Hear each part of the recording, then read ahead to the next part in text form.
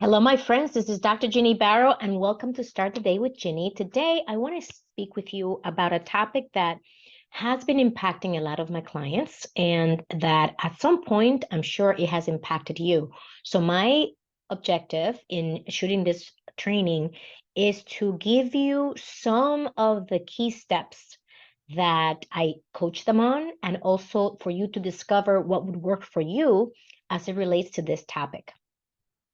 When was the last time that you had an issue with a manager? I know that many of us appreciate so much when our leader, when our direct manager is someone who supports us, is someone who has our back. And what happens in some instances when we are running into conflicts at work is that our manager doesn't. And those are the years or the months when we remember everything that happened. So if you notice, if you had a manager that was supportive, that had your back, that knew your value, who you knew that you can count on, then those days, weeks, months, and years working for that manager seem really light. And when you have the opposite situation, which is a manager who you can connect with, who you notice has a hidden agenda, who's not being transparent with you, who you have approached about assignments and helping you grow, and they don't take to it and they don't respond in a constructive way, notice how the times when you are with the managers that you're having crunchiness with, that time seems to stretch and you remember every little thing. And the reason for that, one of the reasons for that, is that when we are in that negative charge is stickier than when you are lighthearted, when things are going well. And that's also the reason why so many of us remember the bad experiences, because those are heavy, they're stickier. And so, if you happen to be someone who is currently struggling in some way with your manager, there's a few things that I want to walk you through. And I want to recommend that you apply them because they all have to do with you. And that will also improve the relationship with your manager and with other relationships that you may be having in your life that you may be going through a crunchiness as well.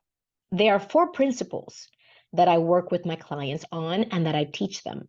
And if you have read the 4 Agreements, the book, then you are familiar with these 4 principles. The first principle is be impeccable with your word. And how does this relate to your manager? If you're currently having a conflict with your manager, being impeccable with your word looks like what to you?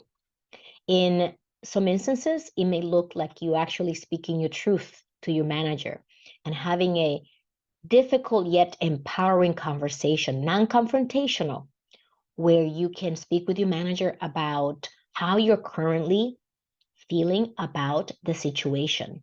That is a really difficult conversation to have. And unless you take the steps to have a difficult conversation, the situation may continue to fester. Your manager may not have the self-awareness to recognize what is happening, and it's not going to improve. So being impeccable with your word means getting clear with what is it that is a problem for me, and be very factual, not emotional, factual. And then to have a conversation about, this is some of my concerns regarding what I have noticed is happening in the last month, the last quarter, the last year. And then to take it one step at a time. Express what your concern is from a place of facts, and then allow your manager to respond. In some cases, your manager may not even be aware, as I said, that this is happening or that this is how he or she is coming across. That's principle number 1. Be impeccable with your word. The second principle that Don Miguel Ruiz teaches in his book, The 4 Agreements, is don't make assumptions. Making assumptions means that, oh, you know what? I'm not going to talk to my manager because if I do, he or she is going to start doing this, and then it's going to be even worse. And you start creating a story in your head as to why you should not be speaking to your manager. You're going to make assumptions about how they're going to react, about how they are going to respond, about how it's going to impact you, etc.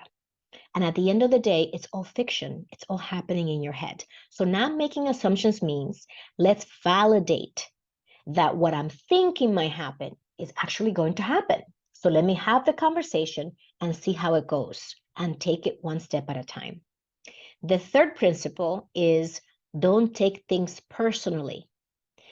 The minute that we take things personally, what happens is we become less resourceful, because if we think that somebody has something against us, then we take it very personally, we get hurt, we become disengaged, and we feel that maybe we did something wrong, when in fact, you may look around and notice if your manager is not only behaving in this way with you, but with everyone else.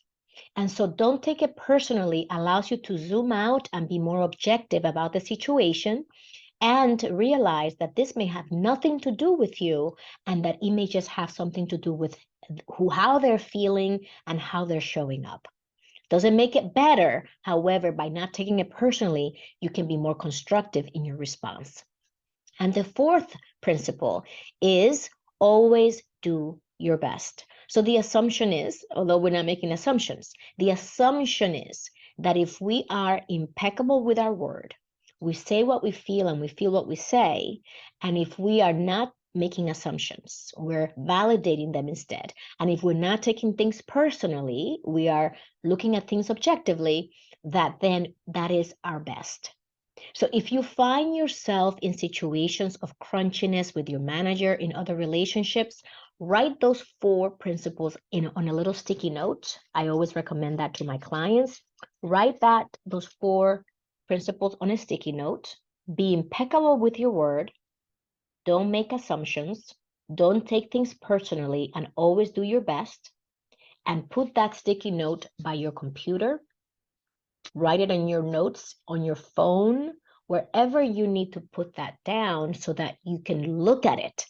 And when you are feeling a sense of crunchiness, disagreement, dissonance, when you look at those 4 principles, you ask yourself, which of these 4 principles am I violating? And typically you will find that you're not following one or more of those principles. And the minute that you notice which one it is, which could be a combination of them, that you take corrective action. And if you're making an assumption, you validate it. If you're not being impeccable with your word, that you do. If you're taking things personally, that you say, what would happen if I don't take that personally? How would I behave instead? And that at the end, you're doing your best if you are following the first 3 principles. And you may find that these 4 principles apply to your personal life. I know how difficult it could be. In your personal life, things have a lot more strings attached, especially strings to your heart. And it may feel crunchier. I'm encouraging you, as I'm encouraging myself, that having those difficult conversations with loved ones is what's going to clear the air, is what's going to give you the kinds of relationships that you truly desire in your life. And as I say this to you, I'm saying it to myself. For some reason, the universe brings to you and helps you teach what you need the most. So I am right there with you. I am not infallible, and I know it. And we're all in this together. We're all evolving together.